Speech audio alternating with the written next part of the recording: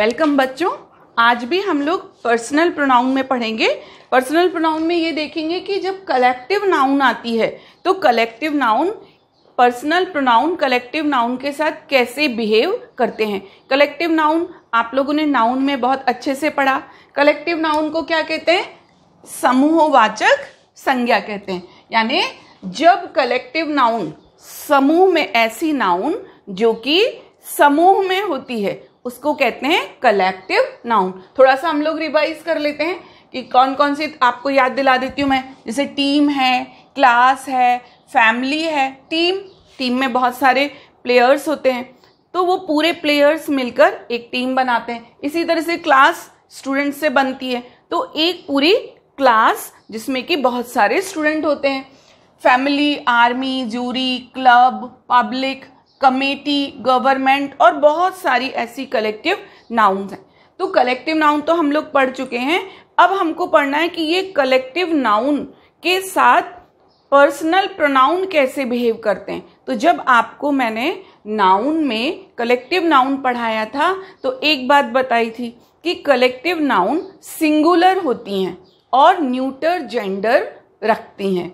ठीक है, तो हम लोग इसका रूल पढ़ते हैं। जब कलेक्टिव नाउन समूह में यानी एज ए होल, एक पूरा ग्रुप यानी समूह में सभी एक साथ होते हैं। जब किसी कलेक्टिव नाउन में कि जो पूरे मेंबर्स हैं वो एक साथ होते हैं तो कलेक्टिव नाउन सिंगुलर बिहेव करती है, यानी वो एक वचन होती है। और जब सिंगुलर होगी और न्यूटर जेंडर तो उसका जो प्रोनाउन होगा वो भी सिंगुलर ही होगा। और न्यूटर जेंडर के लिए सिंगुलर प्रोनाउन कौन सा है? इट। और पजेसिव के लिए इट्स, जो कि मैंने आपको बताया था पजेसिव एडजेक्टिव है तो वो आएगा इट्स का यूज किया जाता है। अब हम लोग इसको एग्जाम्पल से देखते हैं। The team plays its final match today. अब देखो द टीम ये सिंगुलर है क्योंकि जब भी कोई टीम मैच खेलेगी तो पूरे प्लेयर इकट्ठे होंगे, एक साथ होंगे, तो वो कैसा बिहेव कर रही है? अभी सिंगुलर। ये हमको किससे पता चल रहा है? प्लेज वर्ब से पता चल रहा है। प्ले में एस लगा हुआ है। और आपको क्या करना है? यहाँ पे देखिए फाइनल मैच टुडे, जो मैच से भी आपको ये क्लियर हो रहा है कि जो ये कलेक्टिव नाउन है ये सिंगुलर है। हमको ये पता लगाना इसलिए जरूरी है कि जब हमको यहाँ पर प्रोनाउन को फिलअप करना पड़ेगा तब हमको ये पता करना पड़ेगा कि ये कलेक्टिव नाउन सिंगुलर है या फिर प्लूरल है। तो यहाँ पर मैच अलग अलग तो खेलते नहीं है प्लेयर्स, सारे प्लेयर मिलकर खेलते हैं एक मैच। तो ये जो टीम है ये कैसा बिहेव कर रही है? सिंगुलर नाउन बनकर यहाँ पर आई है। तो यहाँ पर जो वर्ब है वो भी इसमें प्ले के साथ में एस लगा हुआ है, थर्ड पर्सन है। और न्यूटर जेंडर है तो यहाँ पर कौन से प्रोनाउन का यूज किया गया है? यहाँ पर इट्स का यूज किया गया है। क्लियर हुआ ये आपको पॉइंट? एक और एग्जांपल देखते हैं। The jury gave it's verdict. Jury यानी जो जजमेंट देते हैं वो जो पैनल कहलाता है वो ज्यूरी कहलाता है। तो jury gave it's verdict. Verdict का मतलब फैसला, कोई भी जजमेंट। तो जजमेंट कैसे दिया जाता है? जब उस पैनल के पूरे सदस्य एक मत होते हैं तभी वो फैसला दिया जाता है। तो इसका मतलब क्या हुआ? यहाँ पर ये जो कलेक्टिव नाउन है ये सिंगुलर बिहेव कर रही है। यहाँ से हमको पता चल गया। और जब यहाँ से पता चला तो हमने यहाँ पर किस पर्सनल प्रोनाउन का यूज किया? सिंगुलर पर्सनल प्रोनाउन का यूज किया, इट्स यूज किया, क्योंकि ये यहाँ पर अपना फैसला, उनका फैसला, तो ये क्या आया? It's verdict. एक और देखते हैं। द स्टाफ जैसे आप लोग देखते हैं स्कूल में स्टाफ में कौन कौन होता है? टीचर्स होते हैं, male and female, sir and madam, सब मिलके एक स्टाफ बनता है। हैज अचीव्ड इट्स गोल। अब इतने सारे लोगों को मिलकर एक स्टाफ बना। अब हमको आपको यहाँ पर सपोज ये कहा जाए कि यहाँ पर कुछ और लिखा होता, यहाँ पे देयर ही लिखा होता। अब आपको इसको एडिट करना या एरर को ढूंढने को बोला गया तो अचीव्ड गोल यानी लक्ष्य को प्राप्त करना, तो लक्ष्य कैसे मिलेगा? लक्ष्य तब मिलेगा ना जब सब लोग इकट्ठा काम करेंगे। तो क्या हुआ, यहाँ पर हमको इस बात से क्लियर हुआ कि ये सिंगुलर नाउन है। यदि हमको वर्ब दी गई है तब भी पता चल जाता है कि ये कलेक्टिव नाउन सिंगुलर बिहेव कर रही है, और सिंगुलर बिहेव करेगी तो हम यहाँ पर इसको फिलअप करेंगे, एडिट में इट्स लिख देंगे। एक और एग्जाम्पल लेते हैं, my family is small it. अब देखो my family, family is again collective noun, collective noun, और क्योंकि एक यूनिट है पूरी की पूरी 4 लोगों की, तो ये सिंगुलर बिहेव कर रही है। आपको वर्ब भी बता रही है कि ये सिंगुलर। अब यहाँ पर चूंकि आपको यहाँ पर सब्जेक्टिव प्लेस में प्रोनाउन को भरना है, तो आप क्या करेंगे, सब्जेक्टिव प्लेस पर न्यूटर जेंडर और सिंगुलर कलेक्टिव जो नाउन है वो सिंगुलर है, तो आप यहाँ पर इट को फिलअप करेंगे। The crowd is large. अब देखो क्राउड तो कितने लोगों की भीड़ होती है, लेकिन वो सिंगुलर है। The crowd is large today it has.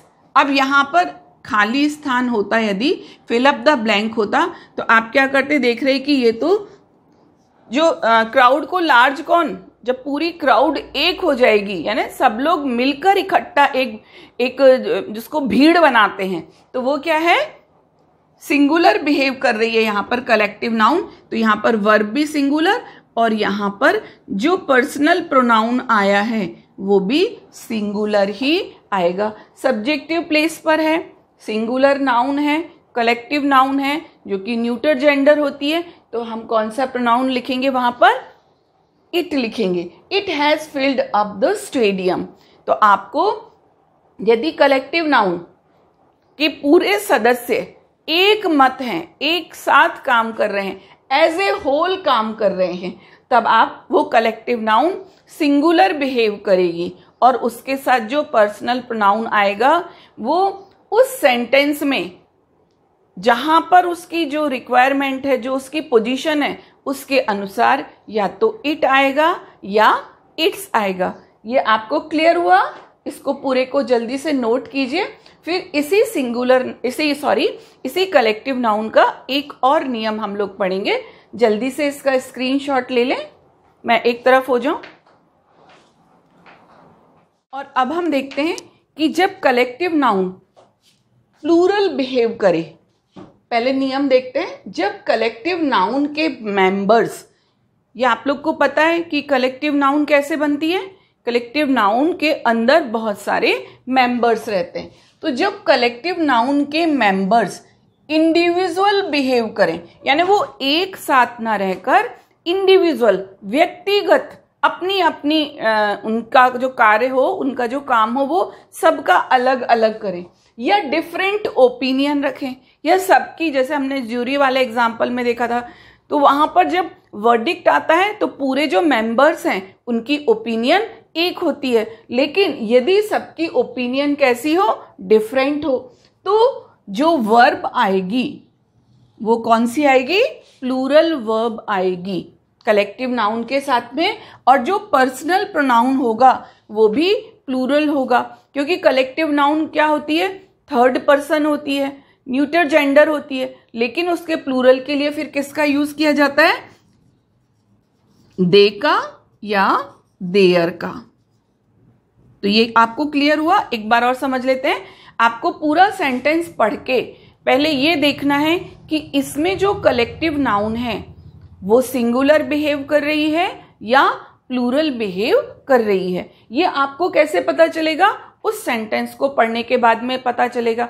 यदि आपको कलेक्टिव नाउन के साथ सिंगुलर वर्ब दी है तो कोई दिक्कत नहीं है, सिंगुलर वर्ब है तो उसके साथ पर्सनल प्रोनाउन भी सिंगुलर ही आएगा, और यदि वर्ब प्लूरल है तो हमको यहाँ से हिंट मिल जाएगा कि अब हमको जो पर्सनल प्रोनाउन है वो भी प्लूरल में ही वहां पर फिलअप करना है। एग्जाम्पल से क्लियर करते हैं। द टीम, अब देखिए जब सिंगुलर बिहेव कर रही थी तो यहाँ पर सिंगुलर वर्ब थी, अब देखो कैसे प्लूरल बिहेव करते हैं, उसके मेंबर्स कैसे अलग अलग हो जाते हैं।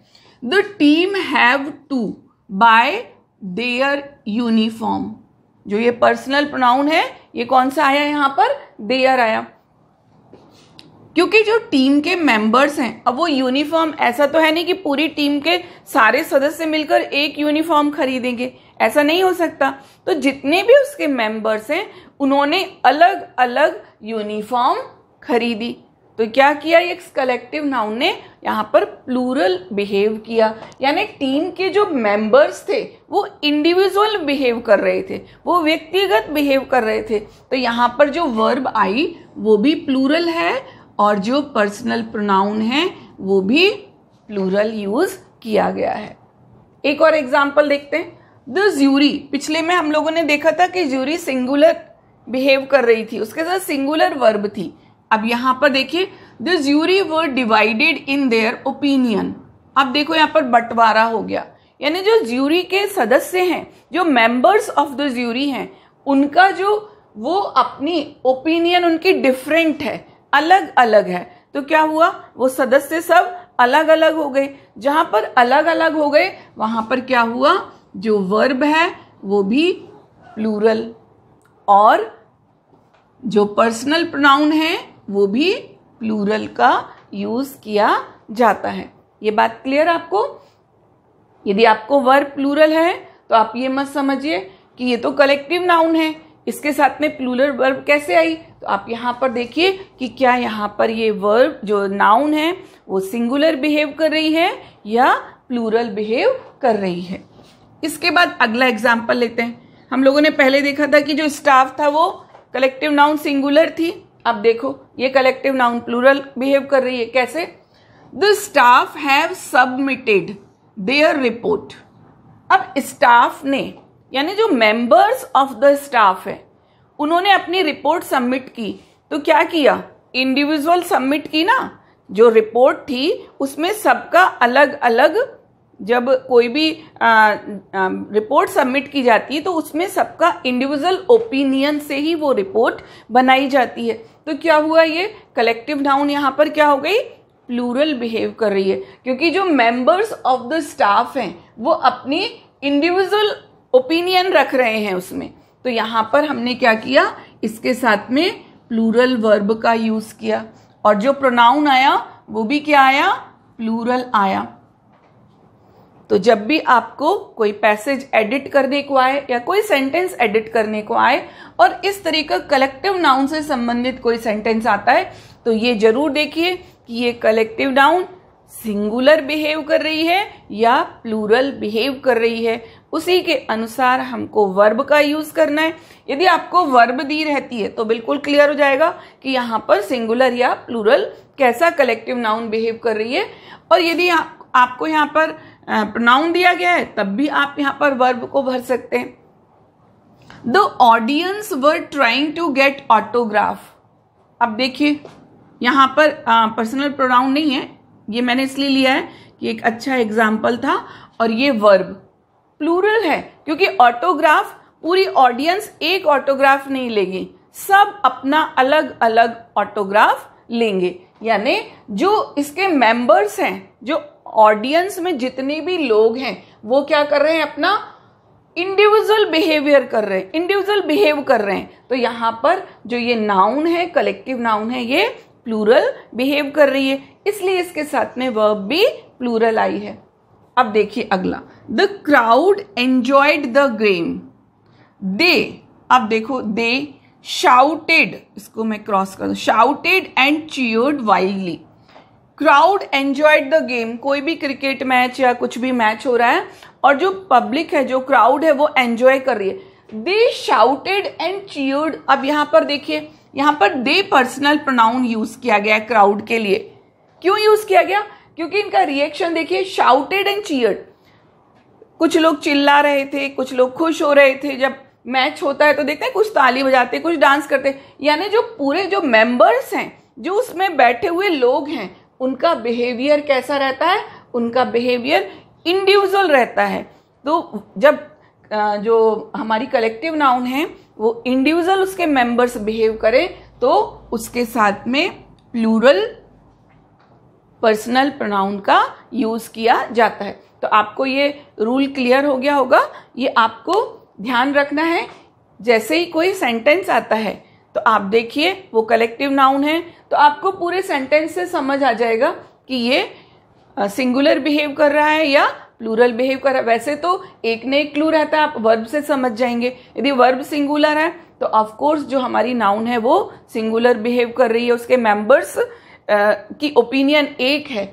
और यदि यहाँ पर वर्ब प्लूरल है तो उसके जो मेंबर्स हैं वो अपना इंडिविजुअल बिहेव कर रहे हैं, उनकी ओपिनियन डिफरेंट है। तो आपको वर्ब से समझ में आ जाएगा। यदि वर्ब भरने को आती है तो आपको पर्सनल प्रोनाउन से ये बात क्लियर हो जाएगी कि ये नाउन सिंगुलर बिहेव कर रही है या प्लूरल बिहेव कर रही है। मान लीजिए आपको कहीं पर ऐसा सेंटेंस आता है जहाँ पर आपको दोनों ही भरना है, तब आप सेंटेंस को बहुत अच्छे से पढ़िए और समझिए कि ये कलेक्टिव नाउन सिंगुलर बिहेव कर रही है या प्लूरल बिहेव कर रही है। बहुत ही अच्छा ये आपको जो कॉन्सेप्ट है, क्योंकि इस तरह की जब ये आता है ना पैराग्राफ में, एडिटिंग आती है, एडिट करना आता है, एरर को स्पॉट करना आता है, तब इस तरह का एक न एक ये सेंटेंस जरूर दिया रहता है जिसमें कि कलेक्टिव नाउन वाली एरर को स्पॉट करना होता है। तो आप इसको एक बार नोट कर लें, फिर हम लोग आगे बढ़ते हैं, पर्सनल प्रोनाउन को और नियम पढ़ेंगे। इसका स्क्रीनशॉट ले लें। और अब हम लोग देखते हैं कि पर्सनल प्रोनाउन में इट का यूज कैसे किया जाता है। ये भी बहुत इंटरेस्टिंग है और इसमें भी बहुत गलतियां होती हैं, तो इसको भी बहुत अच्छे से समझें। तो पर्सनल प्रोनाउन में इट का यूज हम लोग ये नाउन में भी पढ़ चुके हैं कि जो निर्जीव होते हैं, फॉर थिंग्स विदाउट लाइफ, जिनमें लाइफ नहीं होती, ऐसे ऑब्जेक्ट, ऐसी नाउन, उनके साथ इट का प्रयोग किया जाता है। कैसे, एग्जाम्पल से देखते हैं। I have a book. अब देखिए ये बुक कौन सी, कैसी नाउन है, ये विदाउट लाइफ है ये, तो इसके साथ में it has pictures in it, कौन से प्रोनाउन का यूज किया जाएगा, इट का यूज किया जाएगा। जब हम लोगों ने पढ़ा था तो इट का ऑब्जेक्टिव केस भी इट ही होता है।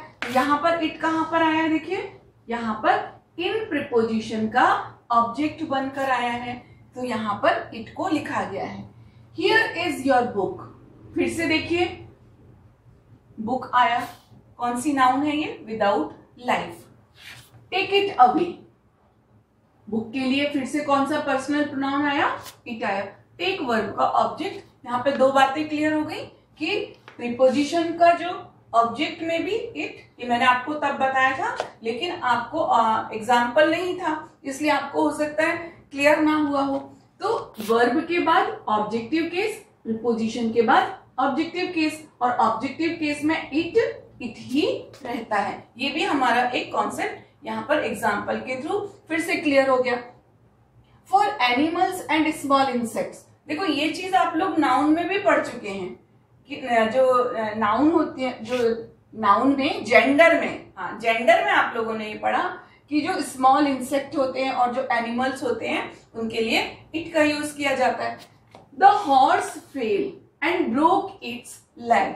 अब यहाँ पर देखिए कौन सा पर्सनल प्रोनाउन यूज किया, इट्स यूज किया एनिमल के लिए, क्योंकि यहाँ पर वैसे भी हमको जेंडर जो इम्पोर्टेंट नहीं है, ये इम्पोर्टेंट है कि ब्रोक इट्स लेग्स। तो इट्स लेग्स, इट्स क्या है यहाँ पर, पर्सनल एडजेक्टिव है, ये आप लोग जान चुके हैं, तो यहाँ पर इट्स का यूज किया गया। अब फॉर स्मॉल चिल्ड्रन, बहुत छोटे बच्चे बेबीज होते हैं, उनके लिए भी इट का यूज किया जाता है। When I saw the child, ये हम लोग नाउन एंड जेंडर में पढ़ चुके हैं, आप लोग एक बार फिर से नाउन एंड जेंडर को पढ़िए, फिर से देखिए, क्योंकि आप जब तक जो एक सीढ़ी का जो बेस क्लियर नहीं होगा तब तक अगली सीढ़ी पर कॉन्फिडेंस के साथ में नहीं चढ़ा जा सकता है। तो हर जो वीडियो है उसको ध्यान से देखिए, उसको समझिए, उससे अपने कॉन्सेप्ट क्लियर करें, तब आगे वाले को देखें। यदि समझ में नहीं आता तो फिर से पिछला वीडियो देखें, ताकि आपका बिल्कुल बेस क्लियर हो जाए। When I saw the child, it was crying. अब देखो ये it किसके लिए आया है, चाइल्ड के लिए आया है। Clear.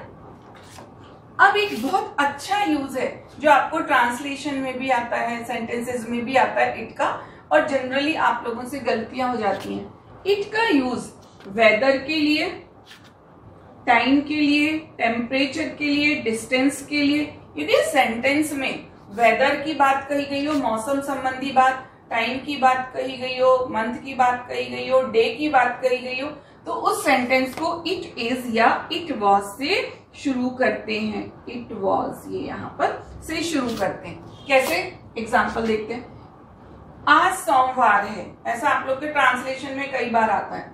It is Monday today, तो उसको कैसा लिखेंगे? It is Monday today. आप लोग लिख देते हैं टुडे इज मंडे। तो बोलचाल की भाषा में तो ठीक है, बोलचाल की भाषा में तो जो ग्रामर के नियम हैं वो उतने नहीं चलते हैं, लेकिन जब आप उसको लिखेंगे तब ये गलत माना जाएगा। आपको क्या लिखना है? It is Monday today. It is very hot today. Today is very hot. तो ये जो इनफॉर्मल इंग्लिश है, जो बोलचाल की भाषा है, हिंदी में भी बोलचाल में हम ग्रामर का उतना ध्यान नहीं रखते हैं। कुल मिला के हमारा मीनिंग निकलना चाहिए, लेकिन जब लिखते हैं तब इस चीज का ध्यान रखना चाहिए कि हम सही लिखें।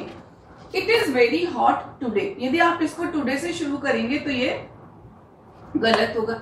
It is my birthday today. It was Sunday yesterday. तो यदि सेंटेंस में टाइम की बात हो, डे की बात हो, डेट की बात हो, तो आप क्या करेंगे? इट का यूज करेंगे। थोड़े और इसके एग्जाम्पल लेते हैं, इतना आप नोट कर लें, फिर इसी पॉइंट का कि इट का। और देखिए, अभी इसके पहले मैंने आपको मॉनसून वोकैबुलरी पढ़ाई थी, तो मैंने क्या बताया था कि it is SAP, it is cloudy, it is thundering, it is lightning. तो वो सब क्या था? वेदर था। जो हम लोगों ने मॉनसून वोकैबुलरी पढ़ी वो क्या थी? वेदर था, वो मौसम था। और मौसम के लिए सेंटेंस को कैसे शुरू कर सकते हैं? करते हैं इट इज या इट वॉज से। तो ये आपका क्लियर हुआ। अभी इसके थोड़े और एग्जाम्पल में लेती हूँ, जब तक आप इसका एक स्क्रीनशॉट ले लें।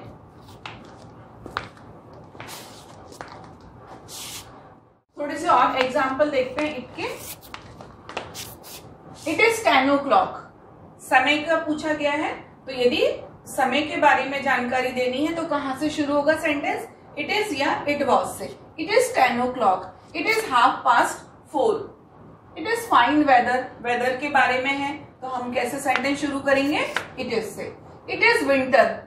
सीजन है तब भी इट इज से शुरू करना है। इट इज थंडरिंग, ये हम लोग रेन वोकैबुलरी में पढ़ चुके हैं कि जो भी वेदर से रिलेटेड है कंडीशन, उसमें इट इज से सेंटेंस को शुरू किया जाता है। It is thundering, lightning, drizzling, spitting and etcetera. तो आप लोगों ने देखा कि इट का ये यूज, जिसमें जनरली आप लोग गलतियां करते हैं, it is Monday today, today is Monday, तो ऐसा नहीं लिखना है आपको। इट इज मंडे टुडे लिखना है। काफी सारी जो बातें हैं वो इनफॉर्मल इंग्लिश में करेक्ट मानी जाती हैं, लेकिन फॉर्मल इंग्लिश में वो नियमों के अंतर्गत होना चाहिए। तो हमको अकॉर्डिंग टू रूल ही, जब फॉर्मल इंग्लिश यानी जब हम लोग पढ़ते हैं, लिखते हैं, तब हमको सही सही लिखना चाहिए। इतना और एग्जाम्पल आप नोट कर लें। फिर एक और इम्पॉर्टेंट यूज है इट का, वो हम लोग समझेंगे। इसका स्क्रीनशॉट लें। अब एक बहुत ही अच्छा फिर से हम रूल देखते हैं, इट का यूज देखते हैं। After to be verb, after to verb be, यानी जो वर्ब बी है उसके बाद हमेशा सब्जेक्टिव फॉर्म ऑफ प्रोनाउन आता है। Be verb, is, am, are, was verb. यदि ये वर्ब है और उसके बाद में कोई कॉम्प्लीमेंट है तो वो प्रोनाउन हमेशा सब्जेक्टिव केस में आएगा, नॉमिनेटिव केस में आएगा। एक बार मैं फिर से समझाती हूँ। यदि ऐसा समझिए कि यदि इज, एम, आर, वॉज, वर के बाद कोई प्रोनाउन है तो वो प्रोनाउन हमेशा अपने सब्जेक्टिव केस में आएगा। देखने में तो आपको, पढ़ने में तो लगेगा कि गड़बड़ है, लेकिन और वहां का ऑब्जेक्टिव केस आपको ज्यादा ठीक लगेगा, लेकिन सही क्या है कि यदि जो बी वर्ब है, be verb, is, am, are, was, were, ये सब तो ये जब हम वर्ब पढ़ेंगे तो उसमें बी को मैं बहुत आपको डिटेल में समझाऊंगी। अभी क्या है, हर चीज को बहुत ज्यादा समझने से जो हमारा पॉइंट है उसमें आप कंफ्यूज हो जाएंगे। तो उसके बाद में हमेशा पर्सनल प्रोनाउन अपने सब्जेक्टिव केस में आता है। कैसे? और दूसरा, नाउन या प्रोनाउन को एम्फेसाइज करने के लिए, उस पर कहना चाहिए जोर देने के लिए। जैसे हम लोग कहते हैं ना, मैं ही था जिसने तुम्हारी मदद करी, मैंने ही तुम्हारा झगड़ा सुलझाया था, मैं ही तुम्हें ऐसा हेल्प करूंगा, या तुम उसके पास जाओ वही तुम्हारी हेल्प करेगा। तो ये हमारा जो इस तरह का बोलने का जो तरीका है वो क्या बतलाता है कि नाउन या प्रोनाउन पर एम्फेसाइज किया जा रहा है, उस पर जोर दिया जा रहा है। तो उस समय भी हम प्रोनाउन का सब्जेक्टिव केस यूज करते हैं। एग्जाम्पल से देखते हैं, आपको ये बहुत जल्दी समझ में आ जाएगा। एक सेंटेंस है इट इज मी। तो ये यहाँ पर मैंने क्या बताया कि बी वर्ब का जो कॉम्प्लीमेंट होता है, बी वर्ब के बाद में हमेशा, यानी इज, एम, आर, वाज, वर, ये समझ लीजिए आप, हमेशा पर्सनल प्रोनाउन का सब्जेक्टिव केस आता है। अब सब्जेक्टिव केस तो मी होता नहीं है, मी तो ऑब्जेक्टिव केस है, सब्जेक्टिव केस आएगा। ठीक, तो ये क्या हो जाएगा, इट इज आई। हालांकि ये आप जो इनफॉर्मल लैंग्वेज में इसी का यूज देखेंगे, it is me, it's me, ये इनफॉर्मल यानी बोलचाल की भाषा है। इंटरनेट पर भी आप देखेंगे तो ये मिलेगा आपको, और इसको सही माना गया, बोलचाल में ठीक है। लेकिन जहां पर ग्रामर की बात होती है, जहां पर नियम की बात होती है, वहां पर सही क्या है, इस वर्ब का कॉम्प्लीमेंट हमेशा, बी वर्ब का कॉम्प्लीमेंट हमेशा प्रोनाउन का सब्जेक्टिव केस ही आएगा। एक और एग्जांपल देखते हैं। आपने पूछा who is at the door, भाई दरवाजे पर कौन है, उधर से आंसर आया इट्स मी। तो ये इनफॉर्मल यानी बोलचाल की भाषा में तो सही है, लेकिन ग्रामर की दृष्टि से क्या होगा, इट इज आई। कैसा बोला जाएगा, इट इज आई। जहां पर इंट्रोड्यूस भी कराते हैं वहां पर इट का यूज होता है, तो यहां पर इट इज आई। तो ये आई क्या हो गया, नाउन का सब्जेक्टिव या नॉमिनेटिव केस ही यूज किया जाएगा बी वर्ब के कॉम्प्लीमेंट के रूप में। एक और एग्जांपल देखते हैं। It was I who helped you. देखो अब यहां पर अपने पर एम्फेसाइज करने के लिए, खुद का कहना चाहिए, खुद की बात को मजबूती से कहने के लिए, इट वॉज आई, वो मैं ही था, हु हेल्प्ड यू, जिसने तुम्हारी मदद की। It was I not me, it was me use करेंगे ना तो वो गलत होगा। आपको यहां पर क्या यूज करना है, आई, और इसका क्या हुआ है, एम्फेसाइज करने के लिए। इट वॉज आई, मैं ही था। It was you who first began quarrel. कई बार कहते हैं ना, तुमने ही सबसे पहले झगड़ा शुरू किया था। तो ये तुमने ही, यानी ये झगड़े की बात को मजबूती से कहने के लिए कि किसने झगड़ा शुरू किया, तुमने ही। इट वॉज यू, तो हम क्या बोलेंगे उसको, यू का तो ऑब्जेक्टिव केस में यू ही रहता है। It was you who first began quarrel. जो वर्ब है, बी वर्ब है, उसके बाद हमेशा हमें ये ध्यान रखना है कि यू, ये तो सब्जेक्टिव केस पर है यू, तो सब्जेक्टिव केस है, यानी इसके बाद में हमेशा सब्जेक्टिव केस ही आएगा। It was I who helped you. फिर से रिपीट हो गया सेंटेंस, चलो कोई बात नहीं। It was I who helped you, I subjective case, be verb was है, इसका कॉम्प्लीमेंट बनकर आया है, और दूसरा एम्फेसाइज भी कर रहा है, इट वॉज आई, वो मैं ही था जिसने तुम्हारी मदद की। It is he who will help you. कई बार कहते हैं ना, वो ही है जो तुम्हारी मदद कर सकता है। फिर से हमने प्रोनाउन को एम्फेसाइज करने के लिए, प्रोनाउन पर बल देने के लिए क्या यूज किया, इट इज ही। यहां पर हिम नहीं आएगा, इसका ऑब्जेक्टिव केस नहीं आएगा, हमेशा बी वर्ब के बाद में सब्जेक्टिव केस ही यूज किया जाता है। It is he who will help you. I thought it was he, I thought it was he. फिर से वही, मैंने सोचा कि वो ही था, तो यहां पर बी वर्ब का कॉम्प्लीमेंट जो प्रोनाउन आएगा, पर्सनल प्रोनाउन आएगा, वो हमेशा अपने सब्जेक्टिव केस में आएगा। ये बहुत ही इंपॉर्टेंट रूल है और इस नियम को जनरली इससे गलतियां भी हो जाती हैं, लेकिन इनफॉर्मल में आपको इस तरह का मिलेगा, इट इज मी। तो आपको कंफ्यूज नहीं होना कि हमने गलत पढ़ लिया क्या। वो इनफॉर्मल यानी बोलचाल की भाषा है। बोलचाल की भाषा में ग्रामर के कुछ नियम छूट जाते हैं, लेकिन जब हम लिखते हैं और जब ग्रामर पढ़ते हैं तो हमें ग्रामर के नियमों को ही सेंटेंस में अप्लाई करना चाहिए। एक बार ये नियम और ये एग्जाम्पल। नियम क्या है कि जो बी वर्ब है वो उसके बाद में हमेशा प्रोनाउन का सब्जेक्टिव फॉर्म या नॉमिनेटिव फॉर्म आता है। यानी बी वर्ब का यदि कॉम्प्लीमेंट कोई प्रोनाउन हो तो वो प्रोनाउन हमेशा अपने सब्जेक्टिव केस में आएगा, ये नियम है। और दूसरा, नाउन या प्रोनाउन को एम्फेसाइज करने के लिए भी, अपनी बात को जोर देने के लिए, ये मैं ही था जिसने तुम्हारी मदद की, ये तुम ही थे जिसने झगड़ा शुरू किया, तो तुम ही, it was you, it is I. Noun या प्रोनाउन को एम्फेसाइज करने के लिए इस यानी बी वर्ब के बाद में प्रोनाउन का सब्जेक्टिव केस यूज किया जाता है। इसको नोट कीजिए। लास्ट एक इंपॉर्टेंट बात और रही है इससे।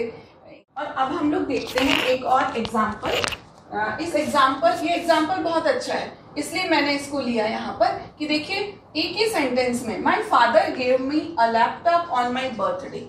अब आप इसमें ये बताना चाहते हैं कि मेरे पिताजी ने मुझको लैपटॉप दिया। पिताजी, गिफ्ट तो बहुत मिलते हैं पर लैपटॉप आपके फादर ने दिया।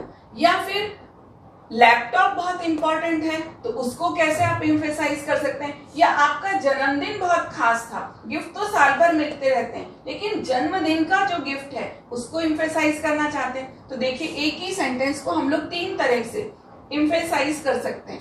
My father gave me a laptop on my birthday. मेरे पापा ने मुझे बर्थडे पर एक लैपटॉप दिया। इट वॉज माई फादर, वो मेरे पापा ही थे।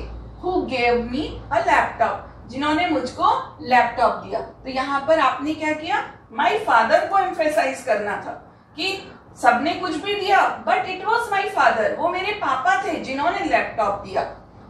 फिर अब आपको लैपटॉप को एम्फेसाइज करना, it was laptop that my father gave me on my birthday. सब लोग पूछेंगे भाई क्या दिया, तो आपने इट वॉज लैपटॉप, वो लैपटॉप ही था जो मेरे पिताजी ने मुझे जन्मदिन पर दिया। अब आप अपने जन्मदिन को कि साल भर गिफ्ट मिलते रहते हैं, लेकिन ये लैपटॉप कब मिला तो आप क्या बोलेंगे, बर्थडे को एम्फेसाइज करेंगे। इट वॉज माई बर्थडे, वो मेरा जन्मदिन ही था, that my father gave me a laptop. तो आपने देखा कि हम जिन बातों को, जिन नाउन या प्रोनाउन को हमको एम्फेसाइज करना है उनको इट इज या इट वॉज का साथ में यूज करके उनको एम्फेसाइज कर देते हैं। और वो जो सेंटेंस हम लोग को देखिए बड़ा कठिन लग रहा होगा कि मुझे इस बात को कभी फादर को एम्फेसाइज करना है, लैपटॉप को करना है या बर्थडे को करना है, तो मैं कैसे बोलूं। तो आपने देखा कि ये सेंटेंस, एक सेंटेंस में माय फादर को एम्फेसाइज किया गया, लैपटॉप को और बर्थडे को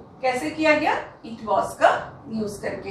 इसको जल्दी से नोट कीजिए और नोट करने के बाद में पूरे वीडियो को बहुत बार देखें, क्योंकि इसमें बहुत सारी ऐसी बातें जो जनरल मिस्टेक्स आपसे होती हैं और उन पर आपके नंबर कटते हैं। तो बार बार देखें ताकि वो गलतियां कम से कम हो और सही ग्रामर को आप लिख सकें, बोल सकें। अगले वीडियो तक के लिए जय हिंद।